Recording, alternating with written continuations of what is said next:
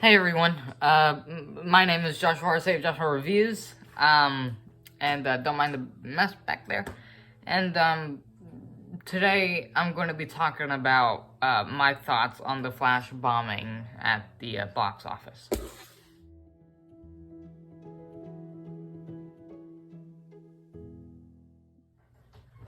Okay, so as a fan of The Flash, ever since the CW show, which unfortunately just wrapped up its 9th and final season, I would have liked to see it go on to 10. For a movie surrounded about a character that I love so much, see it flop so tremendously, honestly gets me very annoyed on the fact on how badly Warner Bros. Discovery have treated these characters over the past few years. The Flash has made $9 million opening day, and it made $55 million opening weekend, and it made $130 million worldwide. Which I find really disappointing, and a lot of people find it really disappointing. Listen, the movie had its flaws, people, okay? It had 10-year-old humor, it had Justice League humor. It had a very horrible CGI. There were pointless cameos in there. Listen, it's not great. After Black Adam, I thought that they had finally corrected the ship, and it was going in the right direction. By the way, that video of Henry Cavill announcing that he was returning is still up on Warner Brothers' page, which I find very disrespectful, considering how much Henry loved the character. And for them not to take it down yet, it kind of seems disrespectful. After Black Adam, which made over $400 million, which some people consider as a flop, but, that movie brought people back to the theaters. Henry Cavill brought people back to theaters to see a DC movie. But only for a few months later for Warner Brothers to come out and announce that they're finally giving DC their own studio, and for James Gunn and Peter Safran to be coming in and making some changes. It got me excited first when it was announced. I won't lie. I saw that James Gunn was going to be on the creative side of things, and I was like, yes, Henry Cavill is going to be working with James Gunn. This is going to be awesome. We're going to be able to see Man of Steel 2 and all this other stuff. But then James Gunn announces that it's going to be a complete reboot, which it's not, by the way. I hope you guys know that this man is a liar, and I want him out of DC, because he said that this was a complete reboot, but it's not, because they're potentially keeping Ezra, they're keeping Jason Momoa, and it's been confirmed that Gal Gadot is actually out as Wonder Woman, and that video will be posted later today, or tomorrow. But, yeah, so they came in, giving us all false hope, announcing all these projects, and then Henry Cavill comes out on Instagram and is like, yeah, guys, unfortunately, I'm not going to be able to continue anymore, because I just had a meeting with James Gunn, and unfortunately, me and him have, different opinions and blah, blah, blah. Honestly, I don't think Cavill was actually fired. I think Cavill walked into Gunn's office, looked at his plans, and walked out. I think, do whatever you need to do. I'll come out on social media and say that, things ended, nicely between us and everything. But I don't want any part of this that you have going on here.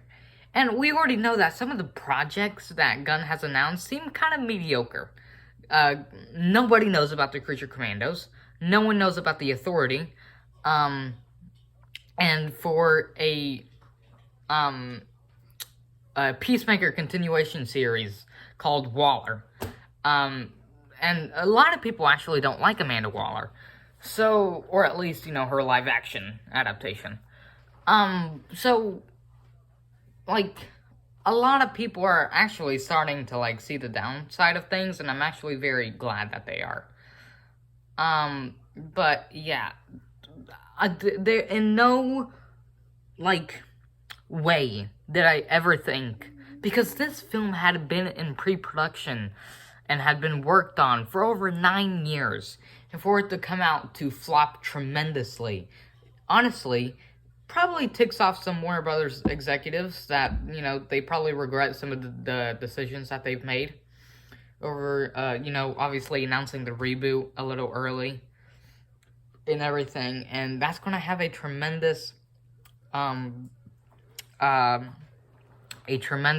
effect on the box office performances. Now, Blue Beetle, I don't think it will have a tremendous effect on it, considering Gunn already came out and said that Blue Beetle is going to be the first character in, like, the DCU, but Superman Legacy will be the first DCU movie, which I found really weird. Why not just have Blue Beetle be the first DCU movie? I have no clue. I'm going in there treating it like it's the first DCU movie, but I'm excited for Blue Beetle, you know, considering it's surrounded around a Latino family, and you know, it's really nice to see some sort of representation out there. I've always wanted to see a Latino superhero on, never mind. I was gonna say that a Latino Superman would be cool, but I don't really know. But, yeah. Listen,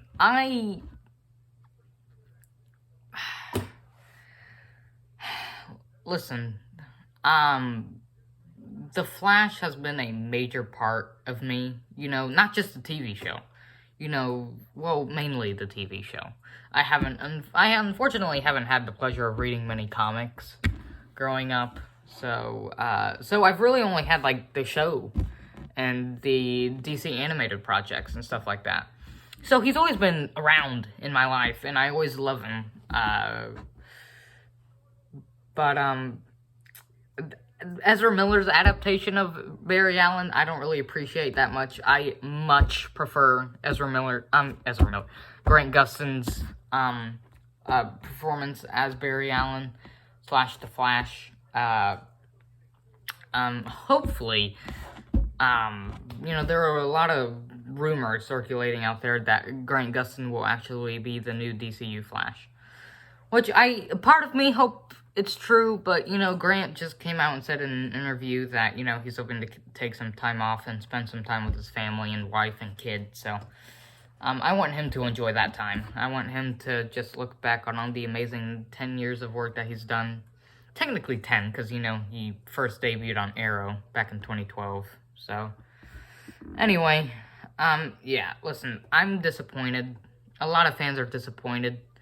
I want James Gunn out. I'm sorry, but he's a liar, and no one seems to be catching it, but he seems to be going back on a lot of stuff that he's been saying. So, yeah, and hopefully,